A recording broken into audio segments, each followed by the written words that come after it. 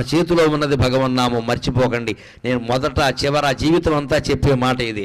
మీరు స్మరించండి, మీరు స్మరించండి. మనస్సులో స్మరించదలుచుకుంటే మడి లేదు, ఆచారం లేదు, స్నానం చేసే సమయం లేదు, భోజనం చేసే సమయం లేదు, ఎప్పుడైనా స్మరించవచ్చు. దానికి నియమం లేదు, నిష్ట లేదు, మనస్సుకి రూపం లేదు, కాబట్టి ఏ నియమం ఉండదు. అన్ని రోజులు పాటించినా ఒక్కరోజు కాళ్ళు కడుక్కోలేదు, దేవుడు అంత కక్ష కట్టడమ్మా. దేవుడిని పిశాచం అనుకోకండి, దేవుడు ప్రియుడు. నువ్వు ఒక్కరోజు నియమం తప్పితే దేవుడు కక్ష కడతాడా?